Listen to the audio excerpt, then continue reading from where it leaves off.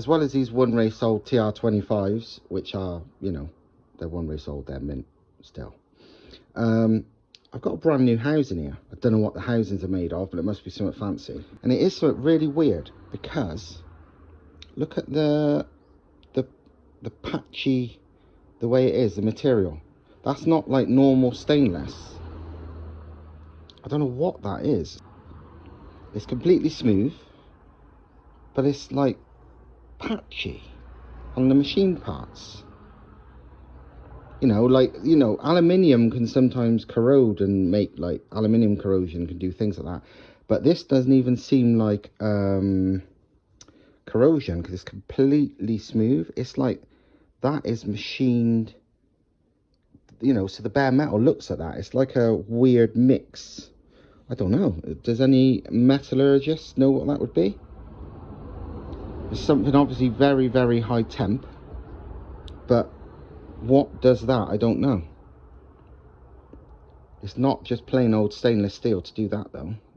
Must be some kind of hybrid fanciness. Answers on a postcard, please. But yeah, I've got a brand new one of them housings here. I mean, they're all the same. It's just this one hasn't had any heat through it, so it's not any pretty colours like this one. But yeah, these things are just, yeah. I'm actually, because I've got quite a few of these, and I need to sell them, and because I'm interested, I am gonna run one of these on my car and see what it does instead of my HX40. I'm going to take the HX40 off, run probably the same manifold, the same wastegate, everything, probably the same exhaust, just make an adapter to, well, an adapter to the V-band. You can buy them online to go to V-band from T3 and T2. Modify the inlet to fit. Outlet obviously just needs a silicone hose. Modify the downpipe and run one of these on my car. Take it to the dyno, see what it makes. I want to see how it spools as well, because I know it's going to be really fast, but I want to see how really fast. And also I want to prove how much it can make, because like I said, people have said all sorts of things.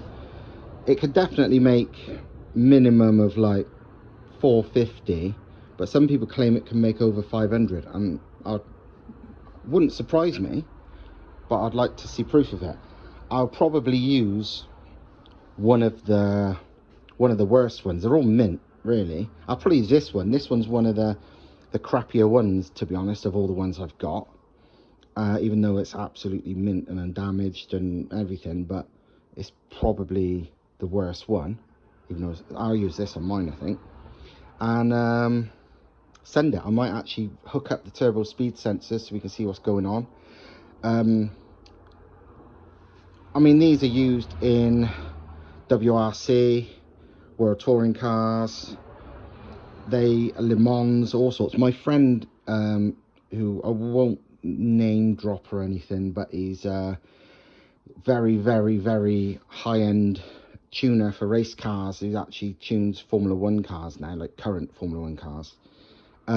He used to work for lots of people, including Le Mans teams, or the companies that would build and tune their engines, at least.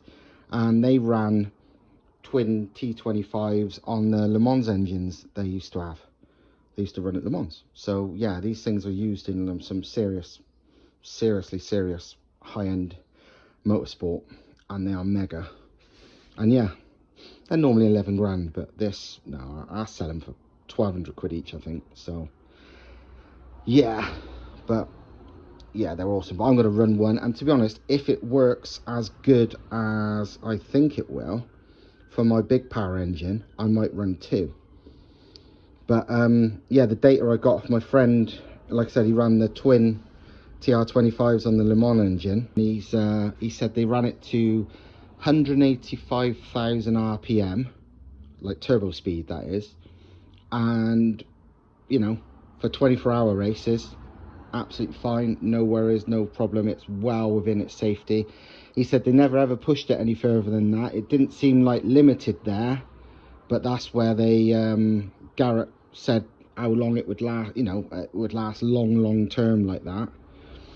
I bet you a standard bloody, you know, G25 550 or something would nowhere near last 24 hours flat out like that.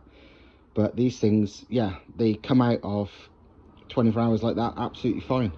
I mean, like these, for example, these were off-world touring cars, the ones I've got, and they're ones that they removed after the race and kept because they were good to go again, because they run them for multiple races.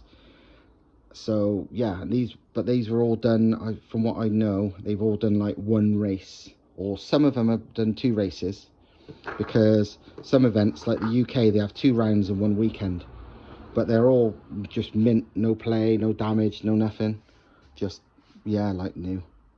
They go on for a very long time. This is another level of durability compared to road car ones. So yeah, they're awesome. But yeah, if anyone knows what this is made of, I'd love to know, because it's not just normal 316 stainless for sure, but what it is, God knows, something fancy. Several days later, I plan to make this video to show you another type of world touring car, world rally car, TR25R, £11,000 turbo that I've got a few of for sale. But then a friend lent me this because, well, I thought it was quite funny, because these are like £11,000 best of the best what you can get, like race car turbos, the best. This is just a Holset HE221, you know, and you got all the people who don't know anything about turbos trying to make out Holsets are like old school fucking rubbish, but it's quite comedy how similar they are. Like size and weight, these 2 turbos are practically identical. Like a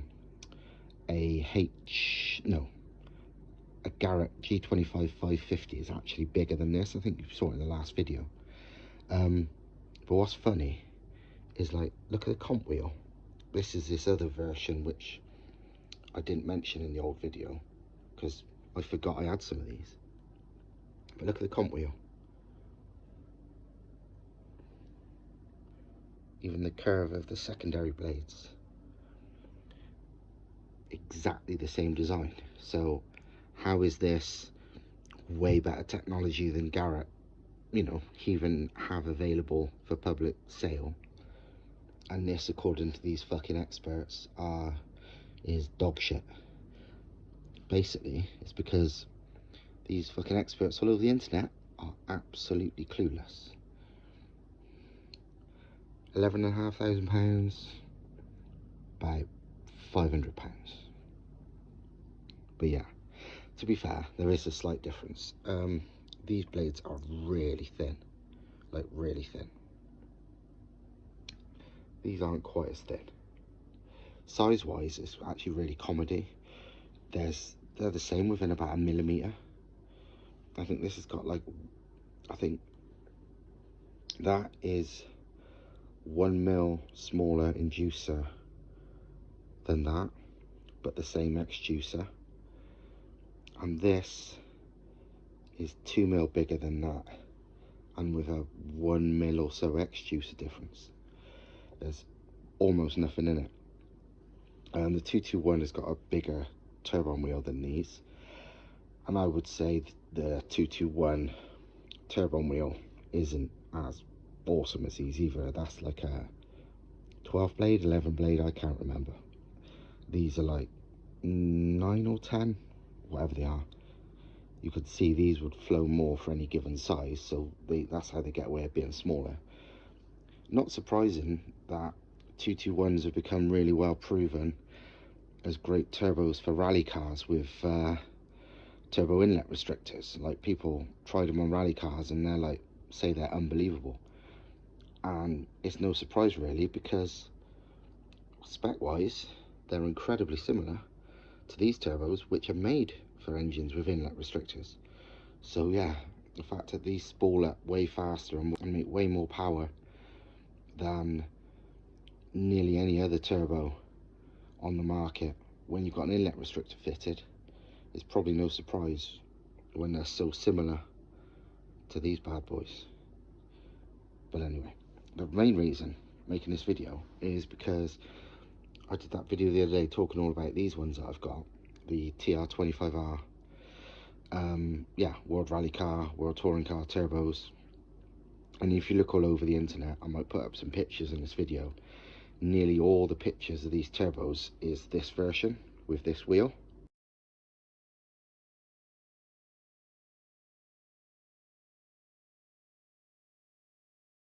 But there is more than one version, because there's this version with a different wheel.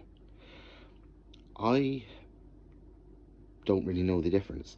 I found a video, I'll probably put a clip up in a second, with showing one of these for the first time. It was a World Touring Car driver showing his World Touring Car engine, and it was running this turbo with this blade style rather than this. There's an axle through the turbo. Once you're spinning on your exhaust part, there's also a turbine spinning on the intake part. And because of this turbine, the fresh air got pressurized in the engine. And the turbine spins 160,000 RPM, which means 160,000 times it spins per minute, and the turbo gets 1000 degrees. And thanks to the turbo, the air got pressurized in the engine, which means more air inside, more horsepower. All the World Rally Car and other World Touring Car engine pictures I've seen and all that, I've always had this wheel. But this, I've now also seen, and this one's a bit bigger. Only by a couple of mil. The difference is, this is 4360 compressor wheel. This one though is 45 on the inducer and 61 on the exducer, so slightly bigger. Weirdly, well not weirdly, but this one, the compressor wheel style is like what Borg Warner often call an extended tip, where at the lowest point of the compressor wheel it's not that big, but it's slightly higher up, it's a little bit bigger. So I think they're both 60, but this goes out by about a mil, up a bit. So yeah, this is 61 and a bigger inducer. So yeah, maybe this one does more power, I don't know, but it's a different wheel style. That's like a more conventional wheel. This is more of a, well, like GTXs are, and if you look at old F1 turbos, the Garrett F1 turbos, they were this multi-blade style too. So I don't really know which one's the bigger power. Turbine side, they're absolutely identical, interchangeable. They've got different outlets slightly. This has got an O-ring fit, this is just conventional. Apart from that, they're basically the same. Yeah, part number wise, this one ends in 0008. This one is 0058. So I'm thinking this one is maybe the later one. It's 0058 rather than 0008. But I don't know, and Garrett won't tell you because they make everybody, well, they don't sell them to the public because they're too bloody race car-y. And they make even manufacturers, you know, like the race teams, sign NDAs, non-disclosure agreements, because they're not allowed to talk about it or show anybody the specs or the compressor maps or any of that shiz. So who knows? You know, like I've said a million times, I know just by wheel measurements and knowing what they've been fitted to, they can do 450 minimum, but everywhere seems to say, and the global rallycross cars with these turbos run 540. So that's, you know, they can do up to that. Can either of them make more power than the other? I don't even know. This I thought was a more supposedly modern blade design, but I don't know if that's just sales bullshit and it's not more modern, it's just different. Because this, I think, is a later one, and it's got an even slightly bigger wheel, so God knows. But I'm going to put a separate listing for these for sale as well. But they're they're both fucking awesome. But I did find it quite comedy how close a HE221 is to that. Obviously it's not ball bearing or anything, so it spins, but it's not like that madness, which spins more than any normal ball bearing turbo I've ever spun. You can literally blow that and it'll spin, like really that simple. So yeah, badass turbos. And like I said, I got some of these to sell. I'm going to use this one. This is probably one of the worst ones I've got, so I'm probably going to use this one. And yeah, I'm selling the rest. Sold quite a few already, but I've still got a fair few left. But I'll put a link to my eBay in the description of the video in case you missed the last one, so you can buy it. Main reason I want to make a video was to show you this. Basically, my friend Chris, Compressor Racing, got a load of these the other day, and he showed me and was like, have you ever seen one like this? And no, not at all. This is a Holset. I've never quite seen anything like this one before. It's a, well, I'll show you. It's H300WG, which is the successor to a Holset HX35, basically, more modern version.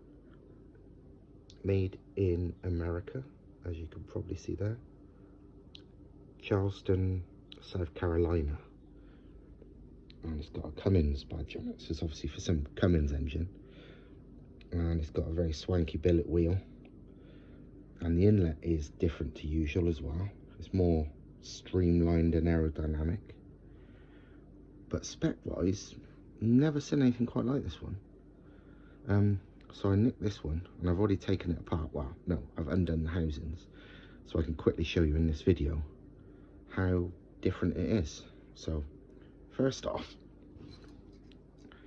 comp housing's on with a V-band, which is not like any HX35. Here it is with the housing off. It's a billet wheel, super sexy shiny billet wheel. It's a bit oily.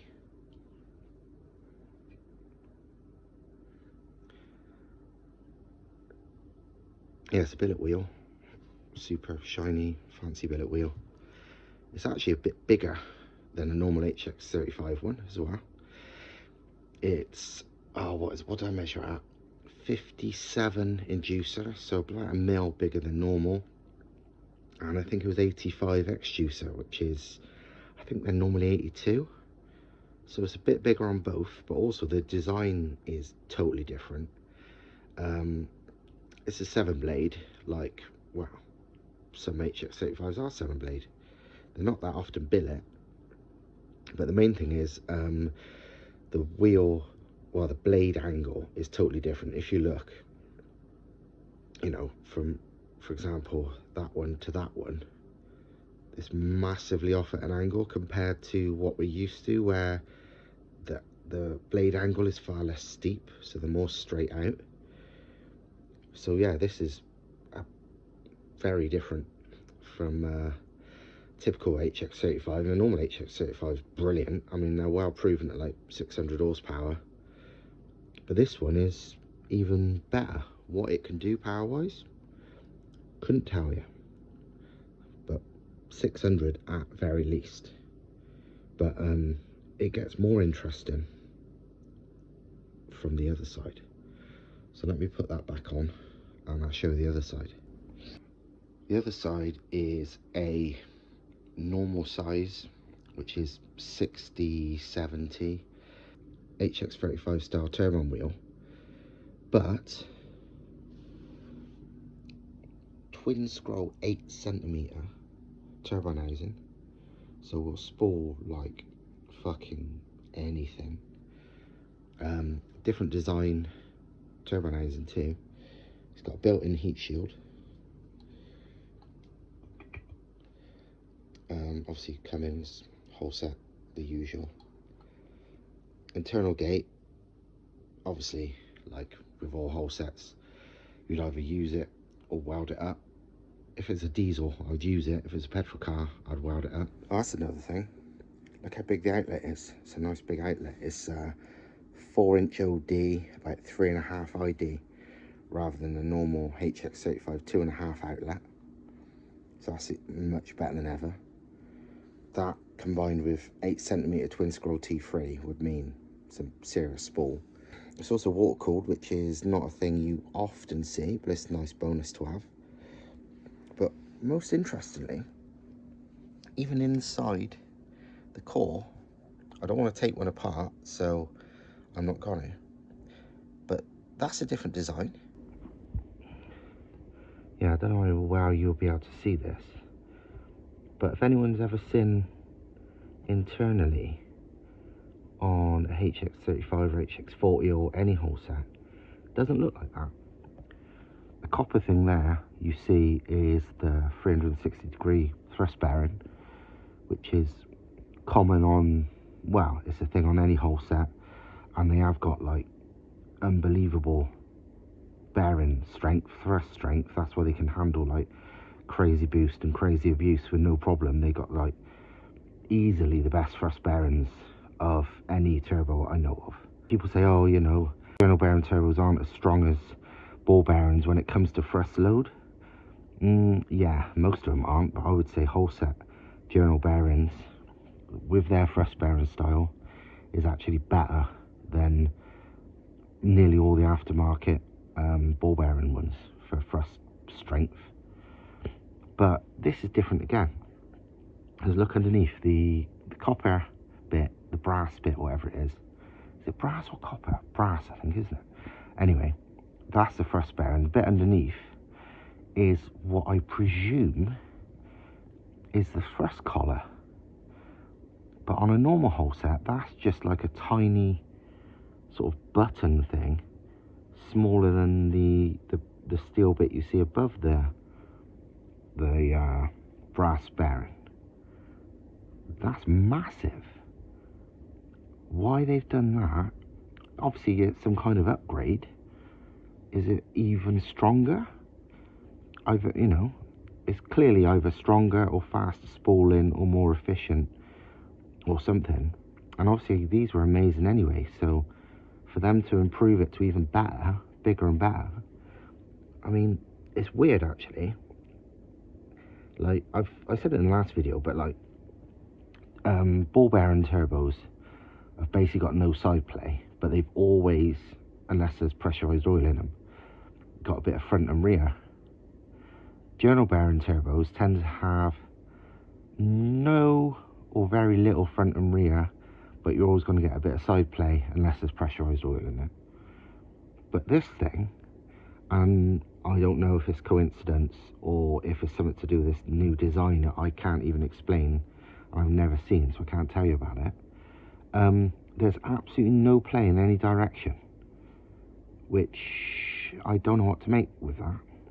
I mean, it's the bit of play thing don't really matter, because with pressurized oil the play's irrelevant anyway. That it needs a bit of play to get the oil in it, same as a bearing in the engine. If it was rock solid to the part, the engine would be wrecked. They have to have some play to, because the oil has to get between it. That's how they work. But this is some new design and it doesn't have any you can feel. So I don't know. I'd love to know what it is, but I've never seen a Holset like that before. Another weird thing is it's incredibly free spinning. You know, it's not full ball bearing or anything, because otherwise it wouldn't have a thrust bearing. But what it is, I don't know. I've read a lot, you know, about companies they're always striving to make higher efficiency thrust bearings and so on, not just for strength, but for like, because it helps with spool, it helps with everything. And I presume this is to do with that, because that's probably why it feels freer spinning, and it's probably even stronger too. Because obviously with Holsets, they don't only have to be strong, because they're, you know, they have to last hundreds of thousands of miles on these engines, but nearly all engines these days, they have to have great economy, great emissions, everything. So anything they can do to make things you know, perform better, which is spool up faster, be more efficient, they will. So it's probably that. So what we're probably looking at is like the super duper new HX35, so like faster spooling than ever, more efficient than ever, because that's the only thing I can explain from this, because this is totally different. I'd love to take it apart and see what's going on, but I ain't taking apart a brand new turbo. It's not mine. Even if it was mine, I wouldn't take it apart. But I'd love to know what's going on in there, because internally this looks nothing like a normal one, and obviously I can't see beyond there because that's behind solid metal, so I don't know what the bearings will look like, if they're totally different or what. But the only bit I can see is the thrust bearing and that, which is like the thrust, people call it the thrust washer, the oil slinger, all sorts of stuff. Completely different to what I've ever seen before on a Holset, and way bigger. So yeah, that's pretty badass. I don't know what he's going to sell these for. I don't know if he's got them on eBay yet. Actually, if he has, I'll put it in the description. But yeah, this is fucking cool.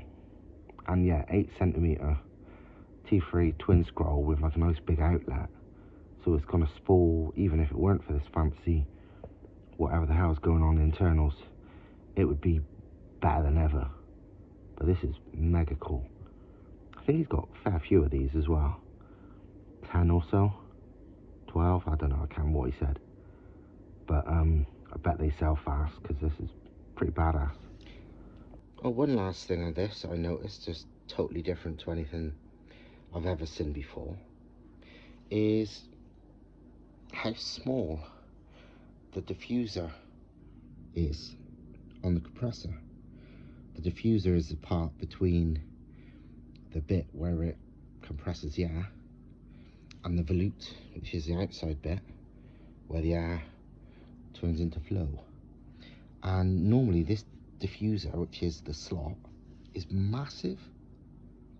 This is really small, like really thin. Normally you can stick your finger in it. This is like a giant version of the anti-surge slot. Why that's done, I don't know. It's completely new to me. It's different to anything I've ever seen before. It's cool.